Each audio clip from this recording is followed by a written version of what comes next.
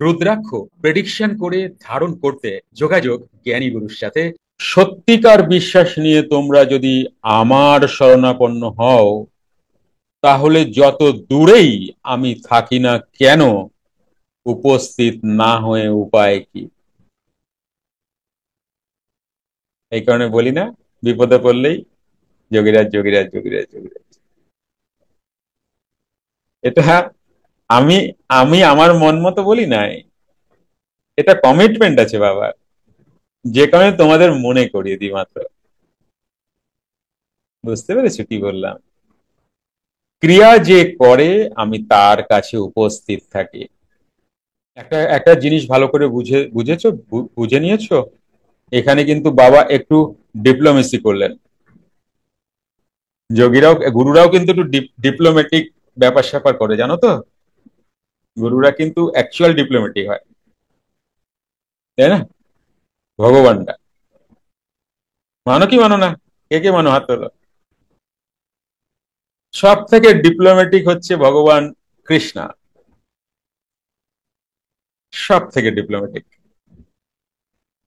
রাম আবার অতটা না, শ্রীরামচন্দ্র আবার অতটা না। শ্রীরামচন্দ্র সোজা সোজা ব্যাপার, শিবজি দেখবার সোজা সোজা ব্যাপার,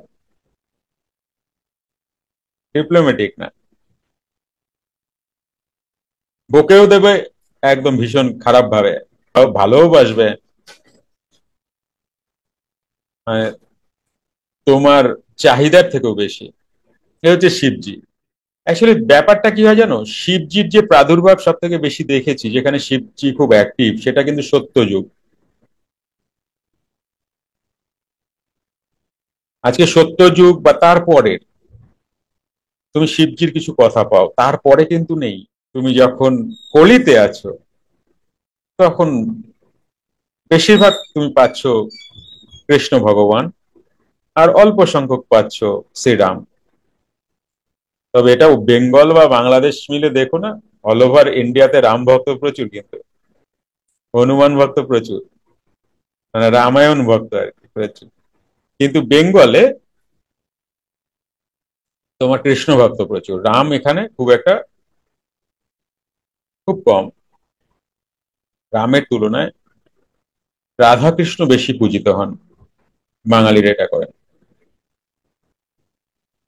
তাহলে তুমি দেখো সত্যযুগ এবং তারপরে মানুষগুলো সোজা ছিল, ভগবানও সোজা, তাই না?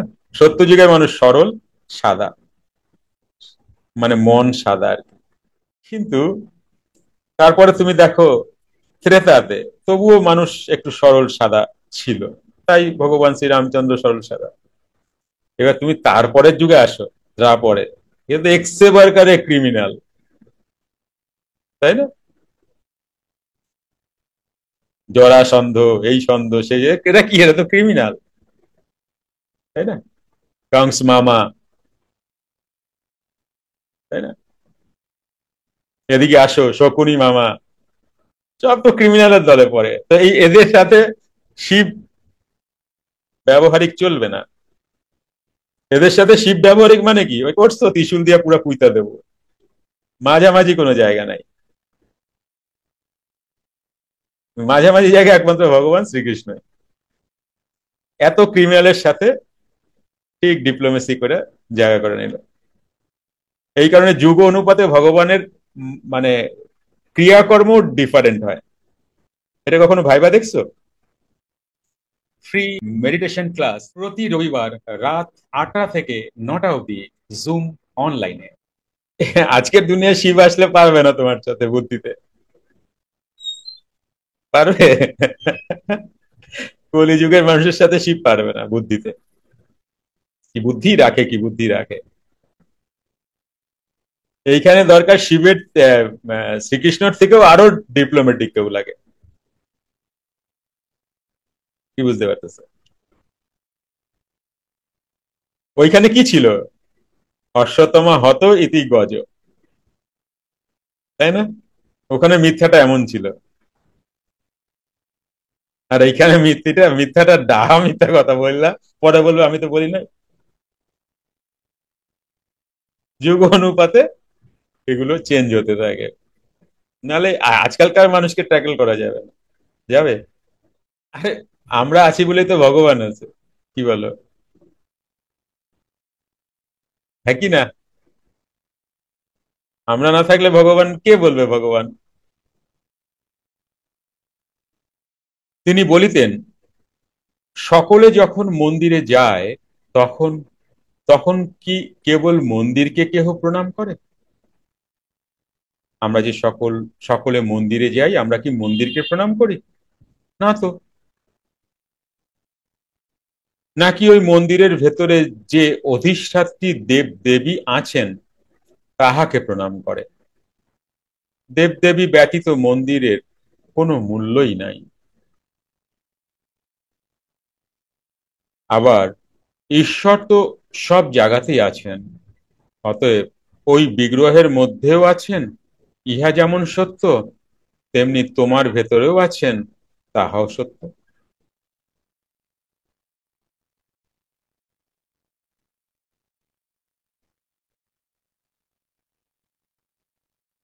তুমি যে ঈশ্বর বলো, ঈশ্বর আছে এটা বলতে যার দ্বারা বলো, আর ঈশ্বর নাই এটাও যার দ্বারা বলো, সেই তো ভগবান।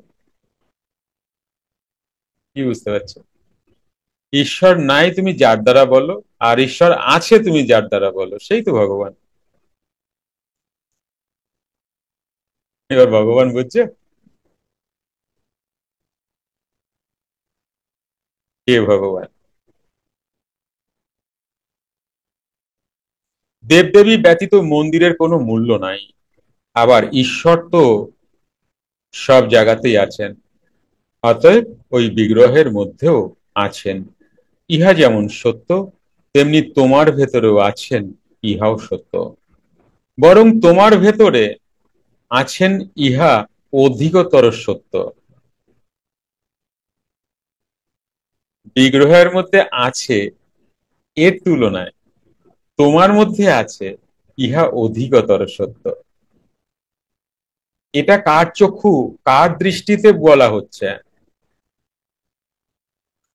এটা মানুষের দৃষ্টিভঙ্গিতে এই কথাটা বলা হচ্ছে, কারণ সবটাই তো মানুষকে ঘিরে, পশু পাখিকে তো ঘিরে নয়, সবটাই তো মানুষকে ঘিরে। তাহলে এখানে মানুষকে বোঝানোর জন্যই কিন্তু এই কথাটা বলা হচ্ছে। ঈশ্বর সব জায়গাতেই আছেন, বিগ্রহেতেও আছেন, কিন্তু সব থেকে বেশি মানুষ প্রমাণ কোথায় পায়? মানুষ, সেটা হচ্ছে মানুষের মধ্যে আছেন, কারণ মানুষ তো চলে ফিরে বেড়াচ্ছে, বিগ্রহ তো চলে ফিরে বেড়াতে পারে না। কিন্তু একটি যোগীর কাছে বা একজন সেই মাত্রার সাধকের কাছে ঈশ্বরের মধ্যে যেমন প্রাণ, মানে বিগ্রহের মধ্যে যেমন প্রাণ, মানুষের মধ্যেও তেমন প্রাণ। যদি কেউ তর্ক করেন যে ঈশ্বরের মধ্যে কি করে প্রাণ থাকে, আমরা তো বুঝি না, মানুষ তো বুঝবে না। আমরা তো বুঝি ওটা মাটি কাঠ এইসব দিয়েই বানানো, বা পাথর দিয়ে বানানো। এটা সাধারণ মানুষ বলে থাকবেন। এটা যিনি বলছেন তিনি সাধারণ, তাই তিনি বলছেন। কিন্তু একবার ভেবে দেখো, যোগী বলছেন যে এ পৃথিবীতে সমস্ত কিছুর মধ্যেই প্রাণ আছে বা এনার্জি আছে, সেটা তুমি মাটি বলো, কাঠ বলো, আর যার মধ্যেই বলো। তাহলে সেই সূত্রে হলেও তো মাটি দিয়ে যদি ভগবান গড়া হয় বা পাথর দিয়েও যদি ভগবান গড়া হয়, তাহলে মাটি বা পাথরে তো প্রাণই আছে। এখন সাধারণ মানুষ তো বোঝে না, যোগী যা বোঝেন, তাই না? কারণ তুমি চলিয়া ফিরিয়া বেড়াও, তাহা হইলে দূরের বস্তুকে না খুঁজিয়া নিকটের বস্তু বস্তু খোঁজাই তো ভালো, নাকি? একটা মন্দিরে যদি একটা বিগ্রহ থাকে, চলো কালীঘাটের মন্দির, কালীঘাটের মন্দির তোমার বাড়ি থেকে তো অনেক দূরে। হ্যাঁ গো, যে যেখানে থাকো। তাহলে বাবা বলছেন ওই মন্দিরে ঠাকুর তো অনেক দূরে। আমি মানি ওখানে ঠাকুর আছে, মা আছেন, কিন্তু তোমার ভেতরে যে ঠাকুর আছেন বা ভগবান আছেন, হুম, নিকটের বস্তুতেই তো খোঁজাই ভালো। নাকি? কি বলো? তিনি যখন তোমার ভেতরেও আছেন এবং উহা যখন সর্বাপেক্ষা নিকটে, তোমার ভেতরে তো তোমার সব থেকে কাছে, মন্দির তো তোমার থেকে অনেক দূরে, তোমার দেহ থেকে। যখন সর্বাপেক্ষা নিকটে, তখন সেই নিকটের বস্তুকে খোঁজাই তো বুদ্ধিমানের কাজ। কিন্তু বুদ্ধিমানের কাজ তো এটা ঠিক, কিন্তু কুইরার তো কাজ না। কুইরা তো এটা করবে না। কুইরা বুঝো? কুড়ে কুড়ে, অলস। অলস তো এটা করবে না। সেটা আমার নিকটেই আছে, কিন্তু আমি তো অলস। আমি তো 2-5 ঘন্টা মেরুদণ্ড সোজা করে বসবো না। আমি তো চোখ খোলা রাখবো, আরে কত কিছু ঘটে যাচ্ছে, দেখলাম না দেখলাম না। হ্যাঁ, চোখ তো বন্ধ করতে ইচ্ছেই করবে না। চোখ খোলা।